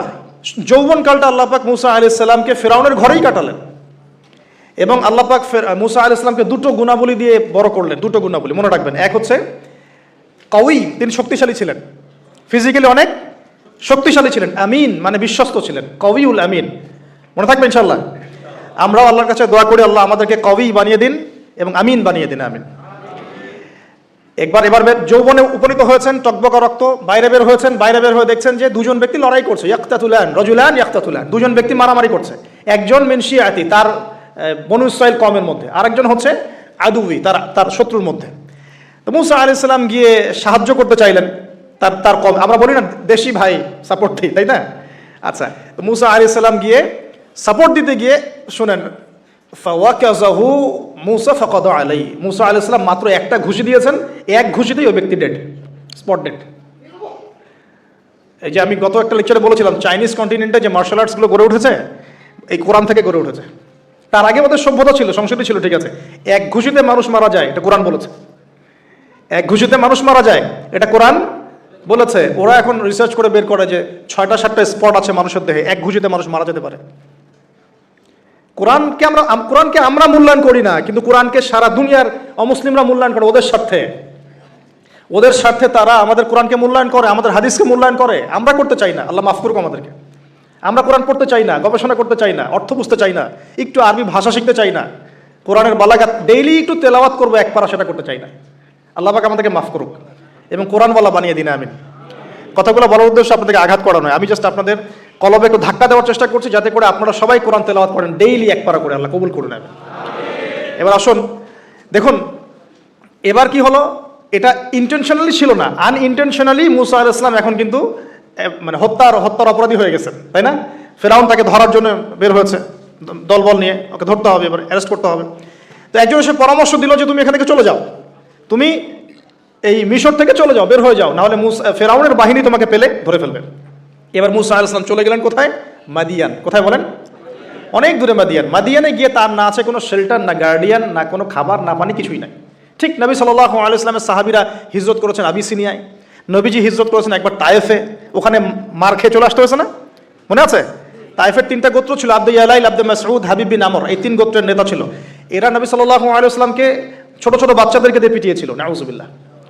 তারপরে নবীজি বদদোয়া করেন নাই, ওখান থেকে চলে আসছেন মক্কায়। আমি গুছিয়ে বলছি শর্ট করে। তো এভাবে মুসা আলাইহিস সালামকেও হিজরত করতে হয়েছে। দেখেন, আবার নবীজিকে হিজরত করতে হচ্ছে মদিনায়। তার মানে হিজরা বিষয়টা ইসলামের সাথে সম্পৃক্ত। পরিবেশ পরিস্থিতি অনুকূলে না থাকলে, যেখানে ভালো পরিবেশ সেখানে গিয়ে মানুষ থাকতে হবে। আলহামদুলিল্লাহ, এখানে ভালো পরিবেশ আছে, আপনারা ভালো পরিবেশ পেয়েছেন। কিন্তু যারা চ্যালেঞ্জ গ্রহণ করে সমাজের জাহিলিয়াতগুলোকে সরানোর চেষ্টা করবে, সংস্কারের চেষ্টা করবে, তারা আল্লাহর কাছে অনেক বেশি পছন্দের। তার মানে প্রথম ফাইট আমাদেরকে করতে হবে। করতে করতে গিয়ে এক পর্যায়ে যদি দেখি যে না আর পারছি না, তখন কি? হিজরা। এটা মাথায় রাখতে হয়। এখন নবী সাল্লাল্লাহু আলাইহি ওয়াসাল্লামকেও করতে হচ্ছে। মুসা আলাইহিস সালাম চলে গেলেন মিশর থেকে কোথায় বলেন? মাদিয়ানে। তখন আরেকজন নবী ছিলেন, তার নাম কি? শুআয়ব। মাশাআল্লাহ, শুআয়ব আলাইহিস সালাম। শুআয়ব আলাইহিস সালাম সম্পর্কে আল্লাহ পাক বলেছেন তিনি অত্যন্ত চমৎকার বাগ্মী ছিলেন। মানে তিনি নবীদের মধ্যে অনেক সুন্দর করে কথা বলতে পারতেন। সুবহানাল্লাহ, সুবহানাল্লাহ। তো শুআয়ব আলাইহিস সালামের কওমের নাম কওমে মাদিয়ান। বলে রাখি, এই কওমে মাদিয়ানকে আল্লাহ রাব্বুল আলামিন ধ্বংস করেছেন সর্বপ্রথম ভূমিকম্প দিয়ে। কি দিয়ে? পৃথিবীতে সর্বপ্রথম যে জাতিকে ভূমিকম্প দিয়ে ধ্বংস করা হয়েছে তার নাম কওমে মাদিয়ান। কেন ধ্বংস করা হয়েছে? মাপে কম দিত। কি করতো? যেটা এখনকার ওয়ার্ল্ডের ইকোনমিক সুন্নাহ, নাউজুবিল্লাহ। মানুষকে ঠকানো এখনকার ওয়ার্ল্ডের ইকোনমিক সুন্নাহ। এবং এই মানুষকে ঠকানোর জন্য ইকোনমিক সেকশনে রিবা চালু করা হয়েছে। রিবা, সব জায়গায় রিবা, এভরি সিঙ্গল সেক্টর, যেটা under the foundation of World Bank আর IMF। রিবা আছে কি নাই? আর আমরা তো রিবাটাকে এখন মনেও করি না যে মায়ের সাথে জেনা করছি, মায়ের সাথে জেনা করছি। এটাই তো হাদিসের কথা। রিবার 70 শাখা আছে পাপের, 73 শাখা আছে পাপের, সর্বনিম্ন শাখা মায়ের সাথে জেনা করা, নাউজুবিল্লাহ। তো এটা ইকোনমিক সুন্নাহ হয়ে গেছে না এখন, মানুষকে ঠকানো, মাপে কম দেওয়া, রিবা। আর আমরা তো মাশাআল্লাহ ঘুষ ছাড়া কিছু হয় না, দুর্নীতি ছাড়া হয় না, টেবিল পাসই হচ্ছে না। আল্লাহ মাফ করুক আমাদেরকে। তবে এগুলা আমাদের ইবাদতকে নষ্ট করে ফেলছে। কারণ হারাম রিজিক থাকলে ইবাদত দোয়া কবুল হয় না। আল্লাহ পাক আমাদেরকে হালাল খাওয়ার তৌফিক দান করুন। এখন প্রিয় ভাইরা, ওখানে গিয়ে কিচ্ছু নাই, নিঃস্ব অবস্থায় কি দোয়া করতে পারেন একজন মানুষ? এই দোয়াটা শিখে নেন, ইনশাআল্লাহ আপনার জীবনের সমস্ত সংকট কেটে যাবে ইনশাআল্লাহ। আমি নিজেও এই দোয়াটা বেশি বেশি করার চেষ্টা করি। দোয়াটা হচ্ছে, মুসা আলাইহিস সালাম একটা গাছের নিচে হেলান দিয়ে বসলেন, বসে দেখলেন দুজন মেয়ে দাঁড়িয়ে আছে দূরে, পানি নিতে পারছে না। লোকজন পানি নিয়ে যাচ্ছে, ওরা দাঁড়িয়ে আছে বেচারি। তো মুসা আলাইহিস সালাম গিয়ে বললেন, কি সমস্যা আপনাদের? এটা নিয়ে আপনারা আবার মেয়েদের সাথে কথা বলার চেষ্টা করেন না, ঠিক আছে? তো মাহারাম গায়রা মাহারাম মেনে চলে। তারা বললেন যে আমাদের বাবা অনেক বৃদ্ধ মানুষ, আমরা পানি নিতে পারি না যতক্ষণ না আমাদের কম পানি নিয়ে চলে যায়। তো মুসা আলাইহিস সালাম তো একটু বললাম না ফিজিক্যালি খুব স্ট্রং ছিলেন, থাকে না বডি বিল্ডার, সামনে গিয়ে কথা বলে সরো পানি নিতে দাও, তখন মানুষ একটু মূল্যায়ন করে না। তো মুসা আলাইহিস সালাম এভাবে পানি নিয়ে দিলেন এবং বাছুরদেরকে পানি পান করালেন, করিয়ে গাছের নিচে এসে বসে আছেন। বসে বসে তিনি দোয়া করছেন, এই যে দোয়াটা তিনি দোয়া করছেন, রব্বি, একটা নেক কাজ করলেন, নেক কাজ করলেন না, মানুষের উপকার করলেন, নেক কাজ করে এসে গাছের নিচে বসে দোয়া করছেন, আল্লাহ এখানে তো আমার খাবার পানি বাসস্থান কিছুই নাই, আমি কি করব, রব্বি ইন্নি লিমা আনজালতা ইলাইয়া মিন খায়রিন ফাকির, রব্বি ইন্নি লিমা আনজালতা ইলাইয়া মিন খায়রিন ফাকির। আবার বলেন, রব্বি ইন্নি লিমা আনজালতা ইলাইয়া মিন খায়রিন ফাকির। অর্থ হচ্ছে, হে আল্লাহ, তুমি তোমার পক্ষ থেকে আমার উপরে যে নেয়ামতগুলো দিবে আমি এর জন্য ফকির হয়ে বসে আছি আল্লাহ। অর্থ বুঝে পড়বেন ভাই, নামাজ রোজা হজ জাকাত যাই করেন আল্লাহর ওয়াস্তে অর্থ বুঝে পড়বেন। অর্থ বুঝে পড়লে আপনার ইবাদতের স্বাদ পাবেন, তৃপ্তি পাবেন, আল্লাহর সাথে কানেকশন হবে, আল্লাহর নূর পাবেন, মারেফত পাবেন, সত্য স্বপ্নও দেখবেন তখন ইনশাআল্লাহ। তখন শুয়ে সত্য স্বপ্ন দেখবেন ইনশাআল্লাহ। আল্লাহ পাক তৌফিক দান করে নেন। এবার আল্লাহ পাকের সাহায্য নেমে আসলো, ওই দুই মেয়ের মধ্যে একজন হেঁটে হেঁটে চলে আসছে। এবার এই মেয়ের হাঁটা সম্পর্কেও কোরআন কথা বলেছে, সুবহানাল্লাহ। এই মেয়ে কিভাবে হেঁটে এসেছে এই হাঁটার বর্ণনাও কোরআন দিয়েছে। কোরআন বলেছে এই মেয়ে হেঁটে আসছে লাজুক পায়ে। এখন আপনি এই পুরো ওয়ার্ল্ডের মেয়েদের হাঁটা দেখেন, লজ্জা আছে? তাহলে মেয়েদের সাথে লজ্জা একটা গভীর সম্পর্ক আছে। এই মেয়ের প্রশংসা আল্লাহ পাক কোরআনে করলেন, লাজুক পায়ে লাজুক ভঙ্গিতে অবনত নয়নে সে হেঁটে আসলো। এখন আপনি কেলে যান, গো টু খেল, আপনাদের টুইন টাওয়ারে যান, দেখেন সবার হাঁটা চলা দেখেন। হায়া লজ্জার কোনো বালাই আছে এখানে? আমি গত লেকচারে বলেছিলাম যে আদম আলাইহিস সালাম এবং হাওয়া আলাইহিস সালাম, ইবলিস তাদের সাথে প্রথম যে আচরণ করেছে ওই ফল খাওয়ানোর পরে, সেটা কি, তাদের গা থেকে পোশাক খুলে পড়ে গেছে। মানে নগ্ন করে দিয়েছে আমাদের পিতামাতাকে, মহাবিশ্ব নগ্ন করে দিয়েছে কে? ইবলিস। এখন এই পৃথিবীতে আমরা যারা নগ্নতার চর্চা করছি তার কার এজেন্ট আমরা বুঝতে বাকি আছে? আমার কথা কি বুঝতে পারছেন কিনা? এই কানেকশন মেলানোর চেষ্টা করেন, ডটসগুলো মেলানোর চেষ্টা করেন। সামনে যাই প্রিয় ভাই, এই মেয়ে এসে বলছে আমার বাবা আপনাকে ডাকেন, আমার বাবা আপনাকে ডাকছেন। তিনি গেলেন, বাবা শুআয়ব আলাইহিস সালাম। তখন এক বোন ইনডাইরেক্টলি বাবাকে বোঝাচ্ছে যে বিয়ে শাদী দিলে ভালো হয়। এক বোন বলছে যে আপনি তো তাকে পুরস্কৃত করতে চাচ্ছেন, তাহলে এরকম কবিউন আমিন একজন মানুষকে সবচেয়ে ভালোভাবে পুরস্কৃত করা যায় তার যথাযোগ্য প্রতিদান দেওয়ার মধ্য দিয়ে। তো মেয়ের ইশারা বাবা বুঝেছেন, তিনি নিজের এক মেয়ের সাথে মুসা আলাইহিস সালাম বিয়ে দিলেন, সুবহানাল্লাহ। তবে শর্ত দিলেন, দেনমোহর কি? মোহর তো নাই। মোহর কি এবার? মোহর হচ্ছে 8 বছর তোমাকে আমার ফার্মে কাজ করতে হবে। এটা আগেকার একটা স্টাইল ছিল, সুন্নাহ। এটা এখন নাই, যদিও আগে এরকম ছিল যে দেনমোহর দেওয়ার জন্য এই একটা পদ্ধতি ছিল। যেমন ইয়াকুব আলাইহিস সালামের ক্ষেত্রেও এরকম 7 বছরের কথা আসছে, তিনি 7 বছর তার শ্বশুরের ফার্মে কাজ করেছেন। এটা নতুন ছিল না ওই সময়, এটা কমন ছিল। এখন যেমন আমাদের দেশে কমন 10 লাখ টাকা মোহর হবে, 10,000 টাকা দিব, বাকিটা সব বাকি, তাই না? এরকম আর কি কমন কিছু বিষয় থাকে আর কি। আস্তাগফিরুল্লাহ, মাফ করুক। বলবে বাসরাতে, বলবে আমাকে মাফ করে দাও। শুরুতেই নিজের গায়রথহীনতার পরিচয় দিল। আবার এদিকে শ্বশুরের কাছে মাশাআল্লাহ মোটা অঙ্কের ডোনেশন নিতে চাচ্ছে, যৌতুক। বিয়ে আমাদের ওখানে মাশাআল্লাহ মানে কেনা বেচা, মেয়ে বিক্রি করতেছে আর ছেলে কিনতেছে। এবার 8 বছর পূর্ণ করা হলো, তিনি আরো 2 বছর 10 বছর পূর্ণ করলেন। এই 10 বছরে মুসা আলাইহিস সালাম নবী পরিবেশ পেলেন, অভিভাবক পেলেন, স্ত্রী পেলেন, প্রেমময়ী সন্তান ইত্যাদি সবকিছু। এবার আল্লাহ রাব্বুল আলামিন তাকে মিশরের দিকে যাওয়ার যে সময়টা এখন হয়ে গেছে, 10 বছর হয়ে গেছে, মিশরের দিকে যেতে হবে। যাওয়ার পথে স্ত্রীর প্রসব বেদনা উঠেছে। তখন মুসা আলাইহিস সালাম আগুন খুঁজছেন। আগুন কি খুঁজছেন ভাই? আগুন খুঁজতে তুর পাহাড়ের ওখানে গিয়ে দেখছেন যে আগুন গাছে জ্বলছে, সবুজ পাতার উপরে আগুন। তিনি অবাক। এই সময় আওয়াজ আসলো, বিসমিল্লাহির রহমানির রহিম, ইন্নী আনা রব্বুক ফাখলা'না আলাইক ইন্নাকা বিল ওয়াদিল মুকদ্দাস তুয়া। মুসা, ইন্নানি আনা আল্লাহ লা ইলাহা ইল্লা আনা ফা'বুদনি ওয়া আকিমিস সালাতা লিযিকরি। মানে এখানে অনেকগুলো কথা আছে, সূরা তাহার মধ্যে আছে। আওয়াজ চতুর্দিক থেকে ভেসে আসলো। মহান আল্লাহ রব্বুল আলামিন তার শান অনুযায়ী, তার ইজ্জত অনুযায়ী তিনি যেভাবে কথা বলেন সেভাবে মুসা আলাইহিস সালামের সাথে কথা বললেন। আল্লাহু আকবার। বললেন, ইয়া মুসা, হে মুসা, ইন্নানি আনা আল্লাহ, নিশ্চয় আমি আল্লাহ, লা ইলাহা ইল্লা আনা, আমি ছাড়া কোনো ইলাহ নাই, ফা'বুদনি, তুমি আমার ইবাদত করো, ওয়া আকিমিস সালাতা লিযিকরি, আমার ইবাদতের জন্য সালাত কায়েম করো, আমার জিকিরের জন্য সালাত কায়েম করো, আমার স্মরণের জন্য সালাত কায়েম করো। ফাখলা'না আলাইক, তোমার জুতা খুলে ফেলো। ইন্নাকা বিল ওয়াদিল মুকাদ্দাসি তুয়া, তুমি তুয়া উপত্যকায় আছো, পবিত্র তুয়া উপত্যকায় আছো। আদব শেখানো হলো। এভাবে অনেক কথোপকথন হলো। নবী মুসা আলাইহিস সালাম ভয় পেয়ে গেলেন এবং আল্লাহ পাক আরো কথা বললেন, ওয়ামা তিলকা বিয়ামিনিকা ইয়া মূসা, তোমার ডান হাতেটা কি? মূসা আলাইহিস সালাম বলছেন, ক্বালা হিয়া আসায়া আতাওয়াক্কাউ আলাইহা ওয়া আহুশু বিহা আলা গনামি ওয়া লিয়া ফিহা মাআরিব উখরা, এটা তো আমার লাঠি, এটা দিয়ে আমি ডালপালা পারি, আমার ওই যে গবাদি পশু চড়াই। আল্লাহ পাক বলছেন যে এটা ছুঁড়ে মারো, আলকিহা ইয়া মূসা, এটা ছুঁড়ে মারো। ফালকাহা, তিনি ছুঁড়ে মারলেন। ফাইদা হিয়া হাইয়াতুন তাসা, এবং এটা ছোটাছুটি শুরু করলো, বড় একটা সাপ হয়ে গেল। সুবহানাল্লাহ। এগুলো কোনো গাল গল্প নয়, এগুলো আল্লাহ রাব্বুল আলামিনের মুজিজা, মুজিজাতুল কুবরা, এটা বড় মুজিজা। তিনি পিছনের দিকে দৌড়ানো শুরু করলেন সাপ দেখে, খাইফা ইয়াতারাক্কাব, মানে ভয়ে দৌড়ানো শুরু করলেন। আল্লাহ পাক বলছেন, লা ইয়াখাফু লাদাইনাল মুরসালিন, আমার কাছে রসুলগণ ভয় পায় না, তুমি ভয় পেও না, তুমি ওটাকে ধরো পিছন থেকে, সেটা আবার লাঠি হয়ে যাবে। পিছন থেকে হাত দেওয়া হলো, লাঠি হয়ে গেল। সুবহানাল্লাহ।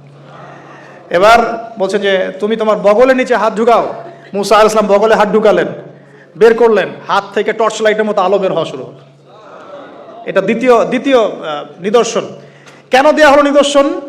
এবার আল্লাহ পাক তার দায়িত্ব তাকে বলছেন, তোমাকে নিদর্শনগুলো কেন দিলাম, তোমাকে মনোনীত কেন করলাম, কেন তোমাকে মনোনীত করলাম মূসা, তোমার কাজটা কি? তোমার কাজ এখন এইটা, ইযহাব ইলা ফিরআউনা ইন্নাহু তাগা, তুমি ফিরআউনের কাছে যাও। ফিরআউন সীমা লঙ্ঘন করেছে, মনে আছে ফিরআউনের কথা? সীমা লঙ্ঘন করেছে। তখন মূসা আলাইহিস সালাম তার অপারগতা প্রকাশ করছেন এভাবে, তিনি বলছেন, আল্লাহ আমার তো জিহ্বায় জড়তা আছে, আর আমি তো ওখানে এক ব্যক্তি, আমার খুনের অভিযোগ আমার কাঁধে, আমি এখন কিভাবে কি করবো আল্লাহ? তখন আল্লাহ রাব্বুল আলামিন বলছেন, এই দোয়াটা করো। কোন দোয়া? মূসা আলাইহিস সালাম করলেন, রব্বি ইশরাহ লি সাদরি, হে আল্লাহ আমার বক্ষ প্রশস্ত করো, ওয়াসসির লি আমরি, আমার কাজকে সহজ করে দাও, ওয়াহলিল উকদাতাম মিন লিসানি, আমার জিহ্বার সমস্ত জড়তা দূর করে দাও, ইয়াফকাহু কাওলি, যাতে মানুষ আমার কথা বুঝতে পারে। আর আমার সাথে আমার পরিবারের মধ্যে থেকে ওয়াজআলনি ওয়াজিরাম মিন আহলি, আমার পরিবারের মধ্যে একজন ওজির আমাকে দাও, সাথী। হারুন আখি, আমার ভাই হারুনকে দান করো। সুবহানাল্লাহ। তা হারুন আলাইহিস সালামকে নবুয়ত দেওয়া হলো, দুজনকে আল্লাহ পাক এখন বলছেন, ইযহাবা ইলা ফিরআউন, তোমরা দুজন এখন ফিরআউনের কাছে যাও। ফাইন্নাহু তাগা ফাকুলা লাহু কাওলাল লাইয়িনা, তবে তাকে গিয়ে কর্কশ ভাষায় কথা বলবে না, নরম স্বরে কথা বল। দায়ীদের এখানে সুন্নাহ, দায়ীদের জন্য শিক্ষা আছে, দায়ী আলেম যারা মুবাল্লিগ তাদের শিক্ষা আছে। ফিরআউনের সামনে গিয়ে দাওয়াত দিলেও কিভাবে দিতে হবে? ফাকুলা লাহু কাওলাল লাইয়িনা, নম্রভাবে কথা বলো। লাআল্লাহু, কেন নম্রতার সাথে? লাআল্লাহু ইয়াতাযাক্কারু আও ইয়াখশা, হয়তোবা নম্রতা প্রদর্শন করলে সে উপদেশ গ্রহণ করতে পারে, অথবা সে আল্লাহকে ভয় করতেও পারে। আল্লাহ পাক তো আগে থেকে জানেন সে ঈমান আনবে না, তারপরেও আমাদের আদব শিখাচ্ছেন আল্লাহ পাক এখানে। তারা দুজন চলে গেলেন, দাওয়াত দিলেন। ফিরআউন মশকরা করছে, ওয়ামা রব্বুকুম ইয়া মূসা, তোমাদের দুজনের রব আবার কে?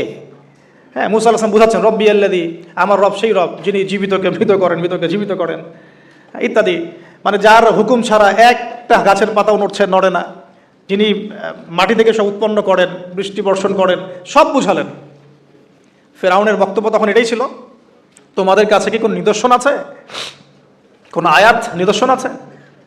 হ্যাঁ, নিদর্শন আছে। কি? লাঠি ছুঁড়ে মারলেন, সাপ হয়ে গেল। এখন ফিরআউন বলছে, এটা তো জাদু, এটা কি? আমার জাদুকররাও এটা পারে, জাদুকর থেকে ডেকে না হলো, জাদুকররাও লাঠি ছুঁড়ে মারলো, সাপ হয়ে যাচ্ছে। কিন্তু এই বড় সাপ ওদের সব সাপকে খেয়ে ফেললো। তখন ফিরআউন কিন্তু ভয় পেয়ে গিয়েছিল।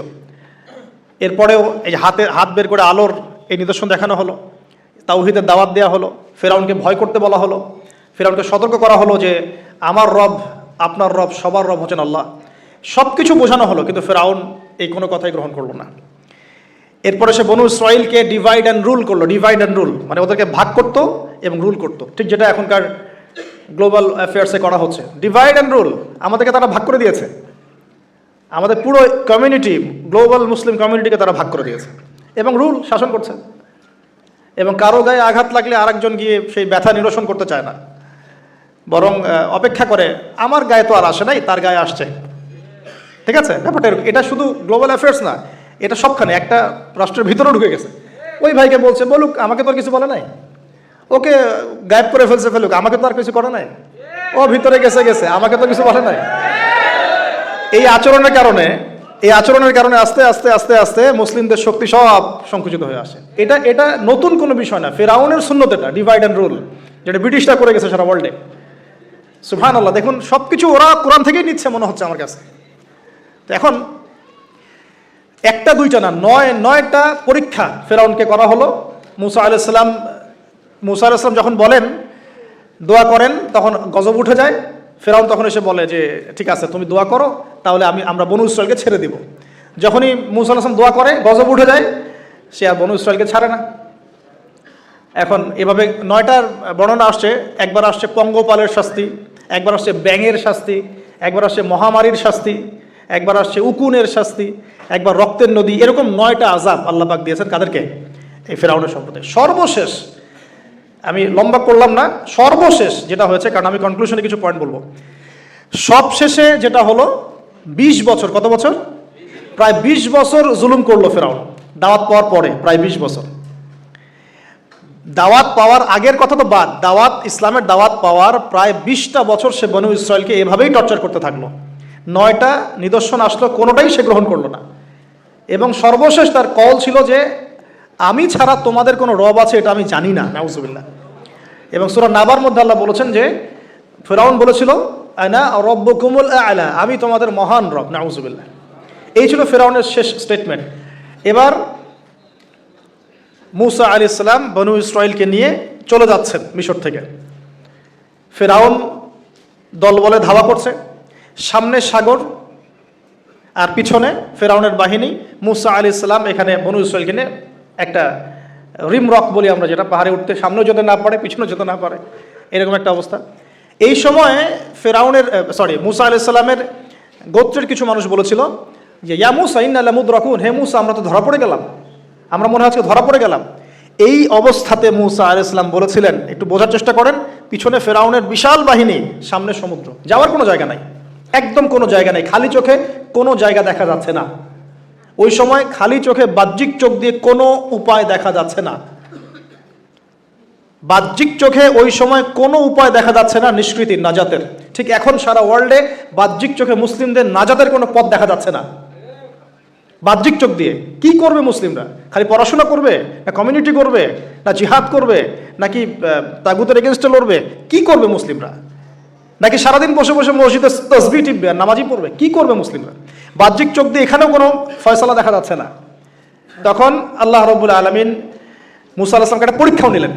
একজন বলছে ইন্না লামুদরাকুন, আমরা ধরা পড়ে গিয়েছে। মুসা আলাইহিস সালাম তখন বলছেন দৃঢ় চিত্তে, কাল্লা কাল্লা, কখনো না, ইন্না রব্বি মাইয়া সায়াহদিন, নিশ্চয়ই আমার রব আমার সাথে আছেন, তিনি আমাকে পথ দেখাবেন। সুবহানাল্লাহ।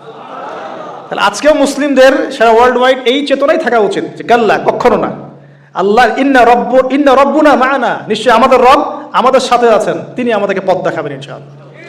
এই পথই আমরা চাই, ইহদিনাস সিরাতাল মুস্তাকিম, তাই না?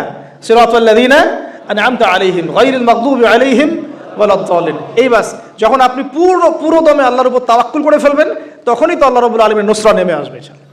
বদরের মাঠে নবী সাল্লাল্লাহু আলাইহি ওয়াসাল্লাম হাত তুলে দোয়া করেছে, আল্লাহ এই 313 জন মুসলিম যদি আজকে শেষ হয়ে যায়, ইসলামের নাম নেওয়ার কেউ থাকবে না। দোয়া করতে করতে চাদরটা পর্যন্ত পড়ে গেল।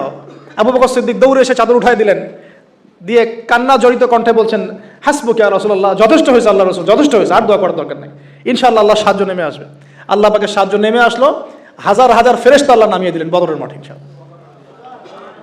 আপনি দেখুন যে সুবহানাল্লাহ, নবী সাল্লাল্লাহু আলাইহি ওয়াসাল্লাম হিজরত করছেন আবু বকর সিদ্দিককে সাথে নিয়ে, মনে আছে গারে সাওরের ঘটনা, সবাই ঘিরে ফেলেছে, এমনকি নিচ থেকে উপরে ওদের পা দেখা যাচ্ছে। আবু বকর সিদ্দিক বলছেন যে ইন্না মুদরাকুন, আমরা ধরা পড়ে গেলাম ইয়া রাসূলুল্লাহ। একই কথা কিন্তু নবী সাল্লাল্লাহু আলাইহি ওয়াসাল্লাম সেই একই কথাই বলছিলেন, লা তাহজান, তুমি দুশ্চিন্তা করো না, ইন্নাল্লাহা মা'ানা, আল্লাহ আমাদের সাথে আছেন, ইনশাআল্লাহ আল্লাহ আমাদের সাথে আছেন। তবে কাদের সাথে আল্লাহ থাকবেন? যারা নামাজ পড়ে না, যারা তাওহীদ শিখে না, সুন্নতের উপর আমল করে না, যারা রিবা খোর, যারা মাদক দ্রব্য সেবন করে, জিনা করে, পর্নোগ্রাফি দেখে, যে বেপরদায় চলে, এদের সাথে আল্লাহ থাকবেন। আমরা যদি আমাদের অবস্থান উন্নত করতে না পারি, আমাদের দ্বারা উম্মার বিজয় হবে না, ফুল স্টপ। আমরা যদি আমাদের অবস্থান উন্নত করতে না পারি, মানে এই যুগের আবু বকর, ওমর, ওসমান, আলী হতে না পারি, আমাদের দ্বারা বিজয় হবে না।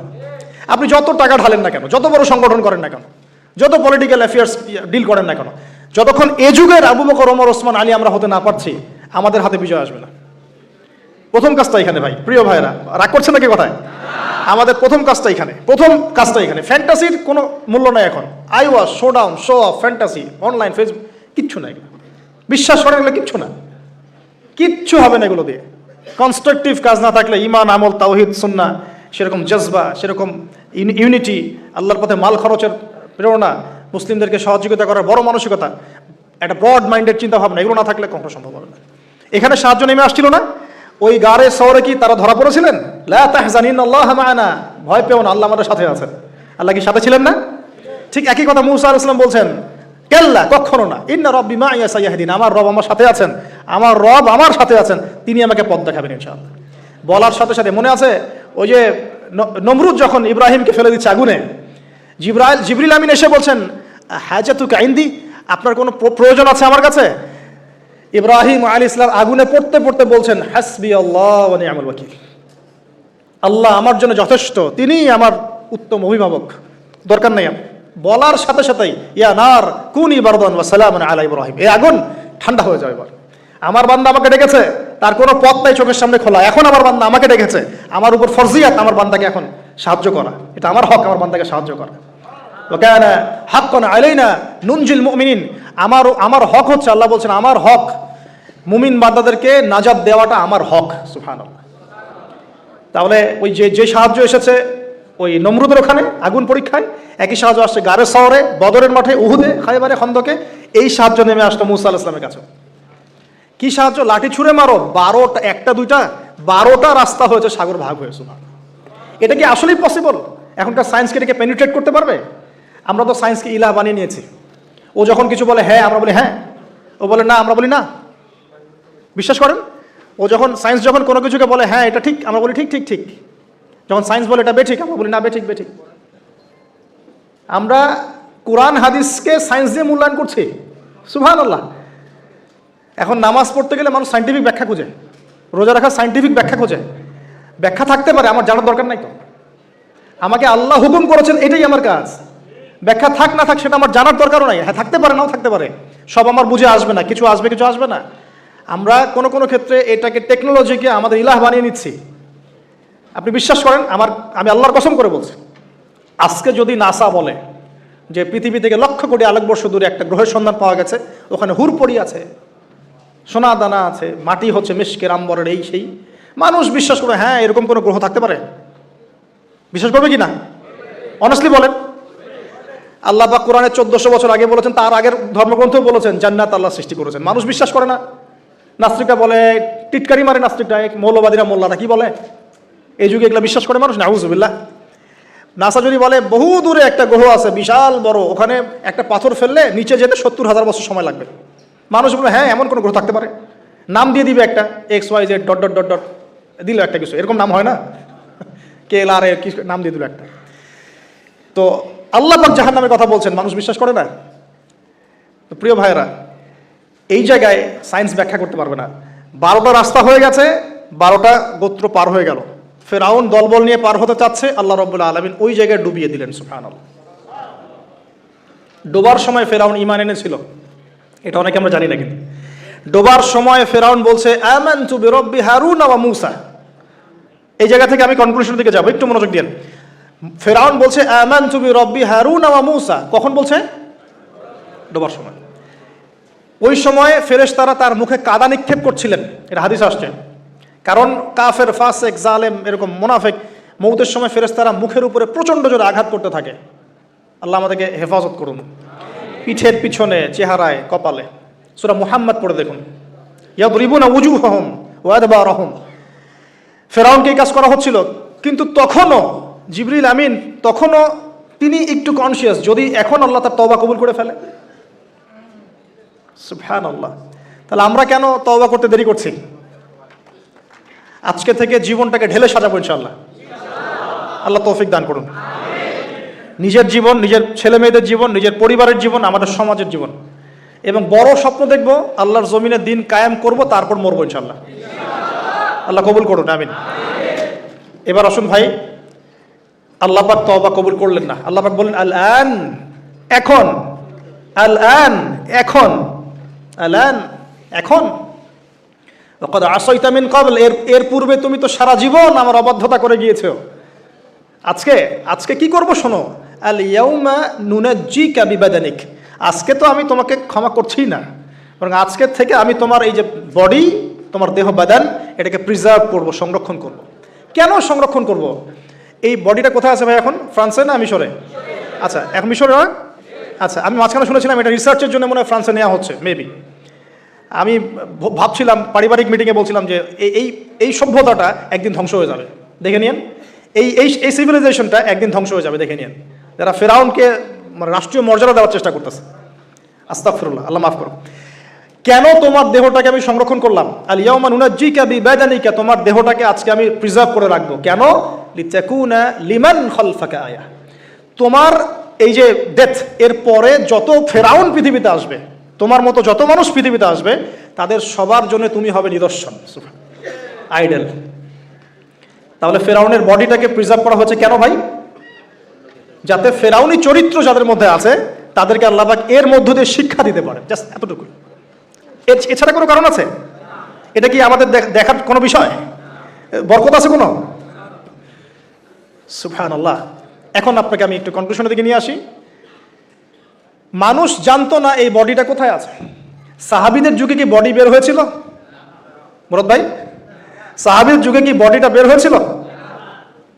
তাবেঈনদের যুগে, 4 ইমামের যুগে, ইমাম বুখারী, মুসলিম, তিরমিজি, নাসাই, ইবনে মাজাহ, আবু দাউদ, তাদের যুগে, উমাইয়া খেলাফতে, উমাইয়া খেলাফত 93 ইয়ার্স, আব্বাসীয়দের সময় প্রায় 550 বছর। এই 550 বছরও আসছিল? আসে নাই। ফাতেমি সাম্রাজ্য চলে গেছে, কর্ডোভার ইসলামিক সাম্রাজ্য চলে গেছে, মোগলদের সময় চলে গেছে, এই তো আফগানদের সময় চলে গেছে, ইভেন অটোমান এম্পায়ার, এই যে ওসমানীয় খেলাফত, আর্তুগরুল গাজীর ছেলে উসমানের হাত দিয়ে, এই যে প্রায় কত বছর, প্রায় তো এটা 500 বছর মতো হবে না, 500 বছর প্লাস মাইনাস। এই সময়গুলো, এই যে প্রায় আমরা 1445 হিজরির কথা বললাম, আপনি 1300 হিজরি, 1300 প্লাস হিজরিতে আপনি এই বডিটা পাবেন না। আমরা দেখি নাই, বিশ্ববাসী দেখে নাই। ইংরেজি কত সনে এটা আবিষ্কৃত হলো, কে উদ্ধার করলো, কোত্থেকে আসলো? আমি ছোটোখাটো ভাঙাচোরা গবেষণা করে দেখেছি 1897 সালের দিকে এটা হয়েছে, পাওয়া গেছে 1897 সালের দিকে। আর এটাকে প্রিজার্ভ করে করে আরও প্রমাণ করা হয়েছে। প্রমাণ করতে সময় লেগেছে, এটা সেই রেমেসিস II এরই মমি, এটা সময় লেগেছে আরও প্রায় 10-15 বছর, প্রায় 1912 সাল ধরা হয়। 1912 সাল থেকে এটা প্রমাণিত হয়েছে এটাই সেই ব্যক্তির মমি। কোন ব্যক্তি? ফেরাউন, যে এই পৃথিবীর সবচেয়ে বড় কাফের, সবচেয়ে বড় জালেম, সবচেয়ে বড় ফাসেক, সবচেয়ে বড় মুনাফিক, সবচেয়ে বড় আল্লাহদ্রোহী। আর আল্লাহ পাক তাকে কেন রেখেছেন? লিতাকুনা লিমান খালফাকা আয়া, যাতে তুমি তোমার পরবর্তীদের জন্য নিদর্শন হতে পারো। That's all. তাহলে আমরা পেলাম কবে? 1897 অথবা প্লাস মাইনাস 1912। এখন আপনাকে আমি বলি 1912-এর পর থেকে সারা ওয়ার্ল্ডে কি হয়েছে দেখুন। 1912, 1917-এর পর থেকে সারা ওয়ার্ল্ডে কি হয়েছে আপনি খেয়াল করবেন।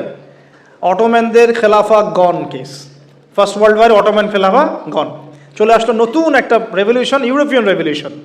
আমি বলি যে the first group of গগ and ম্যাগগ, specially আমি স্পেসিফিকলি বলি না, বলি যে এদের মধ্যে ইয়াজুজ আর মাজুজের খাসলত আছে।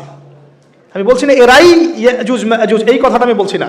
আমি বলছি এদের মধ্যে মাস্ট বি, অবভিয়াসলি 100% ইয়াজুজ মাজুজের খাসলত আছে, চরিত্র আছে। এবং এই হাদিসটা আমার ইয়াকিন হয়ে গেছে আপনাদের কেএলএ এসে, যখন আমি ওই 21 নিচে বসে কফি খাচ্ছিলাম, আমার ইয়াকিন হয়ে গেছে যে এদের মধ্যে ইয়াজুজ মাজুজের খাসলত আছেই আছে। পরে আমি হাদিসটা আপনাদেরকে শোনাবো ইনশাআল্লাহ, শেষে পরে শোনাবো। এবার শোনেন, এই 1917 থেকে আপনি দেখবেন খেলাফা গন, নতুন revolution come from European civilisation. আচ্ছা, তারপরে এই 1970 থেকে দেখবেন আপনি প্যালেস্টাইন গন, জেরুজালেম গন। আর মুসা, ফেরাউন, এর সাথে বনু ইসরায়েলের সম্পর্ক আছে কিনা? আর বনু ইসরায়েলের সাথে আমাদের সম্পর্ক আছে কিনা? নবী সাল্লাল্লাহু আলাইহি ওয়াসাল্লাম ইন্তেকালের কয়েকদিন আগ পর্যন্ত তিনি বলেছিলেন যে ইহুদিদেরকে আমার জাজিরাতুল আরব থেকে বের করে দিবে সবগুলো, বলেছিলেন কিনা? বনু কুরাইজা, বনু কাইনুকা, বনু নাজির, যাদের কথা বললাম, সবার সাথে যুদ্ধ হয়েছে কিনা? খায়বারের যুদ্ধ, আলী রাদিয়াল্লাহু আনহু ফাত হয়েছে কিনা? তাদের সাথে আমাদের কি মিউচুয়াল সম্পর্ক ছিল না কনফ্লিক্ট ছিল? এবং সবচেয়ে বেশি শত্রুতা কারা পোষণ করেছিল আমাদের প্রতি? খ্রিস্টানরা, আমাদের হিন্দু ভাইরা, মুশরিকরা, মুনাফিকরা না ইহুদিরা? মিলাতে পারবেন আপনি? তার মানে এবং শেষ জামানায় তারাই আমাদের জায়গা দখল করে আছে এবং তারাই আমাদের ভাইদের উপর নির্যাতন করছে এবং তারা দাবি করছে আমরাই সেই বনু ইসরাইল। নাউজুবিল্লাহ। 1917 পরে এগুলো রিমার্চ করেছে। অটোম্যান এম্পায়ার ডিফিটের পরে প্যালেস্টাইন আমাদের হাত থেকে চলে গেছে এবং জেরুজালেম এই পবিত্র জায়গা যেখান থেকে শেষ জামানায় 40 বছর ঈসা আলাইহিস সালাম খেলাফা এস্টাবলিশ করবেন, সেই জায়গা আমাদের হাত থেকে চলে গেছে। এর আগ পর্যন্ত কি এভাবে কখনো চলে গিয়েছিল? কখনো না। উমর রাদিয়াল্লাহু আনহুর সময় বিজয় হয়েছে, সালাউদ্দিন আইয়ুবের সময় হয়েছে, আরও অনেক সময় জাহের বারবারাসের সময় হয়েছে, অনেক সময় হয়েছে, কিন্তু এভাবে কখনো পুরোপুরিভাবে হাত থেকে আমরা চলে যায় নাই। শুধু কি চলেই গিয়েছে, বরং 1917 পর থেকে তারা সারা ওয়ার্ল্ডের সমস্ত জিউসদেরকে ওই জায়গায় একত্রিত করে ফেলেছে। এই ঘটনা কি ইতিহাসে কখনো হয়েছিল কিনা আপনি একটু হিস্ট্রি ঘেটে দেখেন। 1917 পরে 1920 আগে কখনো এভাবে পুরো ওয়ার্ল্ডের জিউসরা কি একটা জায়গায় ঘাঁটি গাড়তে পেরেছিল কি না? শুধু কি ঘাঁটি গেড়েছে, না তারা সেখানে একটা স্টেটও কায়েম করেছে? শুধু কি স্টেট কায়েম করেছে, নাকি তারা সেখানে শক্তিশালী হয়েছে? বলেন, তারা শক্তিশালী হয়েছে কিনা? এবং সারা ওয়ার্ল্ডের বড় বড় ডিপার্টমেন্টগুলো, politics, economics, banking system, finance, আপনার মিলিটারি অ্যাফেয়ার্স, পারমাণবিক নিউক্লিয়ার ওয়েপন্স এবং টেকনোলজি, এগুলো কাদের হাতে? বলেন, ওদের হাতে কিনা? এই যে আল্লাহ সুবহানাহু ওয়া তাআলার এভাবেই হয়তো পরিকল্পনা। ওই যে বললাম 1920 আর 1897 এই সময়ের মধ্যেই সারা ওয়ার্ল্ডে একটা রেভলিউশনও ফর্ম করেছিল, এর নাম জায়নিস্ট মুভমেন্ট।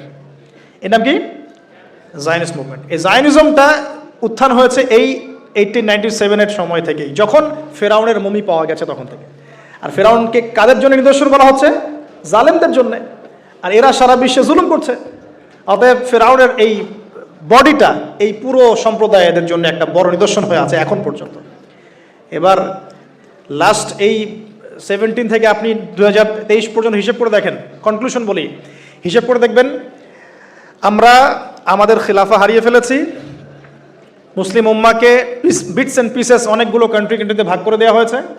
প্রত্যেকটা কান্ট্রির মধ্যে মাশাআল্লাহ সেকুলারিজম, ডেমোক্রেসি, ন্যাশনালিজম, কমিউনিজম ছড়িয়ে পড়েছে। ধর্মতাত্ত্বিক শিক্ষাগুলোকে কমানো হয়েছে। আপনার ইকোনমিক সেকশনে রিবাকে প্রমোট করা হয়েছে। পলিটিক্যাল অ্যাফেয়ার্সে আল্লাহ পাকের বিধানকে উঠিয়ে দিয়ে তাগুতি বিধান চালু করা হয়েছে, খোলামেলা বলছি। তারপরে পর্দা, বেহায়াপনা, জেনা, পর্নোগ্রাফি, এভরি সিঙ্গেল যে কুফর, হারাম যেগুলো কাবায়ের, এগুলোকে প্রমোট করা হয়েছে লাস্ট 100 বছর। আপনি হিস্ট্রি এই লাস্ট 100 বছরে আপনি আবু বকর, ওমর, ওসমান, আলীর সেই যুগ পাচ্ছেন না। ইভেন মুসলিমদের মধ্যে হাজারটা দলে দলে আমরা ভাগ হয়ে গেছি।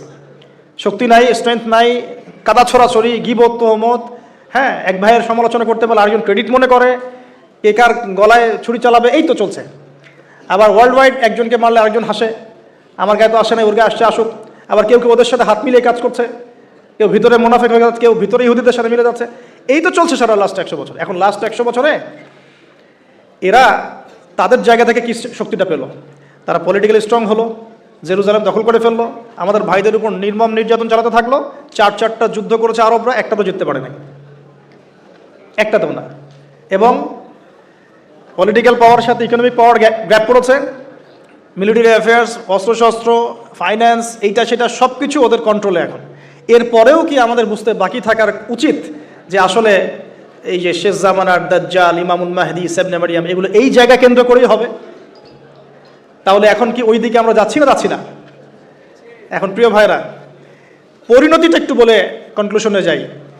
যে পরিণতি আল্লাহ রাব্বুল আলামিন মুসা আলাইহিস সালামের সাথে কনফ্লিক্ট করা ফেরাউনের হয়েছে, ফেরাউন এবং তার দলবল হয়েছে, সেই একই পরিণতিকে রিপিট করার জন্য আল্লাহ রাব্বুল আলামিন তাদেরকে আবার এই জায়গায় একত্রিত করেছেন। এখন কনক্লুশন হচ্ছে, আমরা আমাদের স্ট্রেংথ হারালেও তারা একটা ধোঁকার মধ্যে আছে। 1, 2, তারা যাকে একটু মনোযোগ দেবেন প্রিয় ভাইরা, শেষ করে দিচ্ছি।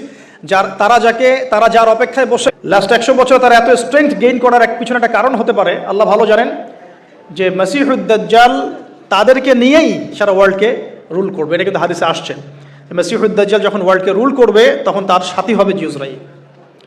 এবং জিউসদের মধ্যে সবাই কিন্তু খারাপ না। কোন ইহুদি কোন খ্রিস্টানদের সম্পর্কে সতর্ক থাকতে বলেছেন আল্লাহ পাক আমাদেরকে? লা তাত্তাখিযুল ইয়াহুদা ওয়ান নাসারা আউলিয়া বা'দুহুম আউলিয়াউ বা'দ, যারা একে অপরের বন্ধু। ইহুদি নাসারাদের মধ্যে যারা একে অপরের বন্ধু, এদেরকেই আমরা বলছি জায়নিস্ট। খেয়াল করে দেখেন, এদের সম্পর্কে আল্লাহ পাক আমাদেরকে সতর্ক থাকতে বলছেন, তাদেরকে বন্ধুরূপে গ্রহণ করতে নিষেধ করছেন। আল্লাহ পাক আরও বলছেন তোমরা যদি ওয়াইন তাতাওয়াল্লাও, তোমরা যদি ওদিকে মুখ ফিরাও, মানে মুখ ফিরিয়ে নাও, ইয়াস্তাবদিল কওমান গায়রাকুম, আল্লাহ পাক অন্য কওমকে তোমাদের স্থলাভিষিক্ত করবেন। আল্লাহ পাক এটাও বলেছেন, লা তাত্তাখিযুল ইয়াহুদা ওয়ান নাসারা আউলিয়া বা'দুহুম আউলিয়াউ বা'দ ওয়া মান ইয়াতাওয়াল্লাহুম মিনকুম ফাইন্নাহু মিনহুম, তোমাদের মধ্যে কেউ যদি ওদের দিকে মুখ ফিরায় সে তাদের অন্তর্ভুক্ত হয়ে যাবে। সূরা বাকারা পড়ে দেখেন, ওয়ালান তারদা আনকাল ইয়াহুদা ওয়ালান নাসারা হাত্তা তাত্তাবি'a মিল্লাতাহুম। হে নবী মুহাম্মদ সাল্লাল্লাহু আলাইহি ওয়াসাল্লাম, যতক্ষণ পর্যন্ত আপনি ইহুদি খ্রিস্টানদের মিল্লাত গ্রহণ না করছেন তারা আপনার প্রতি সন্তুষ্ট হবে না। তো প্রিয় ভাইও বলেন, বোনেরা হয়তো নাই, প্রিয় ভাইরা, সর্বশেষ কথা হলো, তারা পুরো ওয়ার্ল্ড ওয়াইড মুসলিমদের উপরে যে আগ্রাসনগুলো চালিয়েছে, প্রথমটা হচ্ছে নৈতিক, আমাদের নৈতিক জায়গাটা থেকে আমাদেরকে সরিয়ে ফেলা হচ্ছে।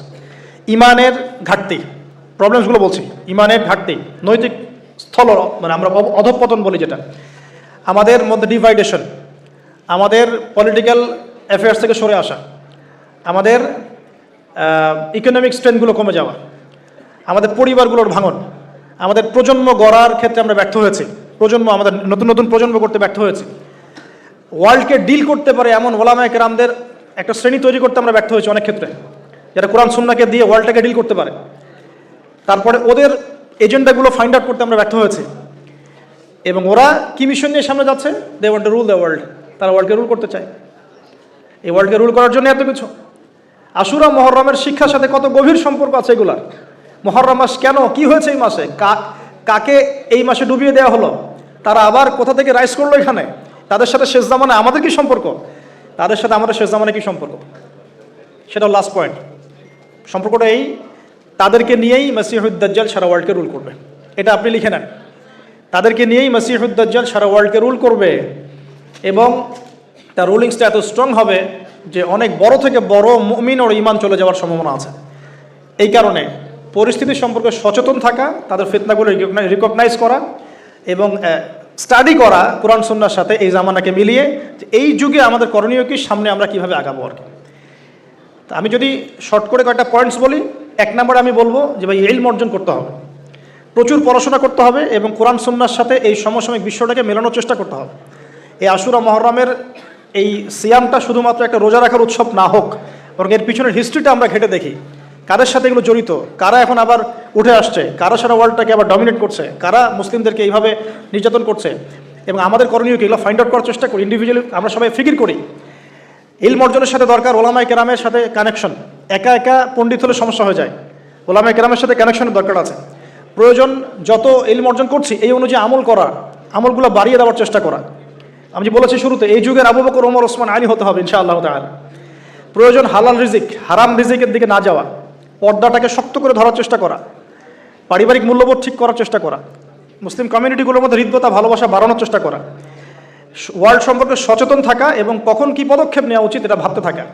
এবং যখন দাওয়া দিব, আমরা সবাই দাওয়াতি কাজ করব, পার্ট টাইম হলেও সবাই দাওয়াতি কাজ করব এবং দাওয়াটা শুধুমাত্র প্রোটেস্ট্যান্ট ভার্সন অফ ইসলামের দাওয়াত হবে না, পুরো টোটাল ইসলামের দাওয়াতটা আমাদেরকে দিতে হবে। ইসলামের তাওহীদ থাকবে, সুন্নত থাকবে, শিরিক বেদাত সব থাকবে, আপনাকে তাগুত কুফরও বুঝতে হবে, আপনাকে জিহাদ ইকামতে দিনও বুঝতে হবে, পুরো বিষয়গুলোই থাকবে দাওয়াতের অংশ ইনশাআল্লাহ তাআলা। এরপরে আমাদের যদি প্রজন্ম আমরা তৈরি করতে পারি, নিজেরা সচেতন হতে পারি, ইয়াং জেনারেশনকে বোঝাতে পারি, ইনশাআল্লাহ তখন আশুরার এই স্মৃতিগুলো সার্থক হবে ইনশাআল্লাহ। আল্লাহ রাব্বুল আলামিন আমাদের সবাইকে পুরো চলমান এই বিশ্বের এই জায়নিস্টদের ফিতনাগুলো সম্পর্কে সচেতন রাখুন, আমিন। খুব গড় করে খেয়াল করে দেখবেন, সারা ওয়ার্ল্ডের যত মাদক, রিবা, পর্নোগ্রাফি, ব্যভিচার, ফ্রি মিক্সিং, সব কিছুর কেন্দ্রবিন্দুর মধ্যে তারা আছে। এই জায়গাগুলো খুব ভালো করে ফাইন্ড আউট করবেন, আল্লাহ পাক আপনাদের চোখ খুলে দিন, আমিন। এবং তাদের প্রযুক্তিগত কিছু উন্নয়ন হয়তো আমরা নিতে পারেন, কিন্তু আদর্শিক বিষয়গুলো কখনো একমত করা যাচ্ছে না।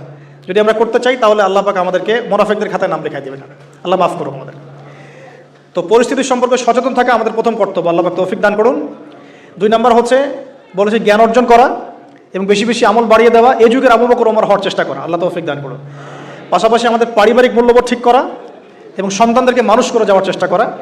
আরও বলবো পর্দাটাকে স্ট্রংলি ধরা এবং ওদের যে ফিতনাগুলো, স্পেশালি বলছি মাদক, পর্নোগ্রাফি, জিনা, ফ্রি মিক্সিং, পরকিয়া, এই যে আপনার রিবা, সুদ, এগুলো থেকে 100 হাত দূরে থাকার চেষ্টা করা এবং ইউনাইটেডলি মুসলিমদেরকে ঐক্যবদ্ধ করার চেষ্টা করা, দাওয়াতের মেহনত বাড়িয়ে দেওয়া, মানুষকে পরিপূর্ণ ইসলামের দাওয়াতটা দেওয়া, শুধু আংশিক ইসলাম না, পরিপূর্ণ ইসলামের দাওয়াতটা দেওয়া, সামনের সময়গুলোতে কি হবে এইটা মানুষকে বোঝানোর চেষ্টা করা এবং সেভাবে প্রিপারেশন নেওয়ার চেষ্টা করা। আল্লাহ পাক আমরা সবাইকে তৌফিক দান করুন। ইনশাআল্লাহ তাআলা এই কালো মেঘ কেটে যাবে ইনশাআল্লাহ, এবং এমন একটা প্রজন্ম আসবে ইনশাআল্লাহ যে প্রজন্মের হাতে আল্লাহ পাক নৈতিক, সামাজিক, রাজনৈতিক সব বিজয় দেবে ইনশাআল্লাহ। ইনশাআল্লাহ তাআলা সামনে তরুণদের উত্থান হবে। মুসলিমদের মধ্যে এমন একটা সম্প্রদায় আসবে যারা আল্লাহকে ভালোবাসে, তার রাসূলকে ভালোবাসে, এবং আল্লাহ এবং তার রাসূলকে ভালো মহব্বতে তারা হক বলতে এবং হক প্রতিষ্ঠা করতে পিছুপা হবে না ইনশাআল্লাহ। এবং ইনশাআল্লাহ আযজা ওয়া জাল আমাদের ঘরে ঘরে ইব্রাহিমের মতো পিতা হবে, ইসমাইলের মতো সন্তান আসবে, হাজেরা সারা আলাইহিস সালাম তাদের মতো স্ত্রীরা আমাদের ঘরে আসবে ইনশাআল্লাহ। এবং আমরা আবারও আমাদের জীবনের হিসাব কিতাব মেলাবো এবং আমরা যা করেছি জীবনে এগুলো থেকে তওবা করে ফিরে আসবো। ফিরে এসে আমরাও আগামীতে ইসলামের বিজয়ে যাতে অংশ নিতে পারি এভাবে এখন থেকে প্রস্তুতি নেওয়ার চেষ্টা করবো ইনশাআল্লাহ। দাওয়াতি কাজ সবাই করবো ইনশাআল্লাহ, দ্বীনি ইলম অর্জন সবাই করবো ইনশাআল্লাহ, এবং দাওয়াতটা দিব টোটাল ইসলামের দাওয়াত, শুধু আংশিক দাওয়াত না। দাওয়াতের মধ্যে সব থাকতে হবে, তবে হিকমার সাথে, প্রজ্ঞার সাথে। আল্লাহ পাক তৌফিক দান করুন। আমরা বিভক্তিগুলো আর বাড়াবো না, বিভক্তিগুলো কমানোর চেষ্টা করবো। মতবিরোধ থাকলে থাকবে, কিন্তু তারপরেও আমরা ঐক্যবদ্ধ হব ইনশাআল্লাহ। মতবিরোধ থাকবে, তারপরেও আমরা ঐক্যবদ্ধ হব ইনশাআল্লাহ। সামনে ইমাম মাহদির সময় আসবে ইনশাআল্লাহ, দেখবেন মালহামা, গাজওয়া, সারিয়া আর অনেক কিছু হবে, এবং সারা ওয়ার্ল্ড ওয়াইড ইসলামিক রেভলিউশন আসবে ইনশাআল্লাহ। এই জেরুজালেম তাদের হাতে থাকবে না ইনশাআল্লাহ, অচিরেই সেটা মুসলিমদের হাতে আসবে ইনশাআল্লাহ আযজা ওয়া জাল্লা।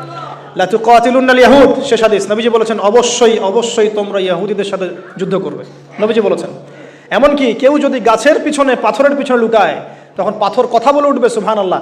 পাথর বলবে, ইয়া মুসলিম, হে মুসলিম সৈন্য, ইন্না ওয়ারাআল ইয়াহুদ তাআল ফাকতুলহু, আমার পিছনে একজন লুকিয়ে আছে, আসো ওকে হত্যা করে যাও। পাথর কথা বলবে। ইমাম মাহদির কথা এসেছে তিনি 7 বছর বা 9 বছর থাকবেন জীবিত রেভলিউশনের পর। তারপরে ঈসা আলাইহিস সালাম থাকবেন 40 ইয়ার্স, 40 বছর খেলাফা। এমন একটা কথা এসেছে যে তখন মানে এত বরকত আল্লাহ পাক দিবেন, আসমান জমিনে এত বরকত দিবেন যে মানুষ একটা ডালিমের খোসার নিচে রাত কাটাতে পারবে। কোনো ভেদাভেদ, রেষারেষি কিচ্ছু থাকবে না পুরো বিশ্বের। নবীজি বলেছেন একটা কাঁচা বাড়ি, একটা পাকা বাড়ি বাদ থাকবে না যে বাড়ির ভিতরে কালিমা লা ইলাহা ইল্লাল্লাহ প্রবেশ করবে না। এরপরে ঈসা আলাইহিস সালামের ডেথ হবে ইনশাআল্লাহ। তারপরে তাকে দাফন করা হবে নবী সাল্লাল্লাহু আলাইহি ওয়াসাল্লামের কবরের পাশে। এরপরে আরও খারাপ মানুষদের যুগ আসবে, তাদের সামনে কিয়ামত হবে। আমরা ওই সময় দেখতে চাই না, আমরা ওই সময়টা দেখতে চাই না, আমরা চাই এই রেভলিউশনের সময়টা দেখতে ইনশাআল্লাহ। এবং আল্লাহ পাক যেন আমাদেরকে কবুল করেন যাতে আমরা ইসলামের বিজয়ে অংশগ্রহণ করতে পারি। কিভাবে করবেন? আপনার অর্থ আছে, অর্থ দিয়ে করেন। আপনার জ্ঞান আছে, জ্ঞান দিয়ে করেন। আপনি বলতে পারেন, কথা দিয়ে করেন। আপনাকে আল্লাহ পাওয়ার দিয়েছেন, পাওয়ার দিয়ে করেন। যাকে আল্লাহ যা দিয়েছেন ওইটা দিয়েই দিনের পথে ইনশাআল্লাহ জিহাদ হবে। আল্লাহ পাক তৌফিক দান করুন। আল্লাহ পাক কবুল করুন, আমিন। আল্লাহ রাব্বুল আলামিন আমাদের সবাইকে আশুরা মুহররমের এই শিক্ষাগুলো বোঝার তৌফিক দান করুন।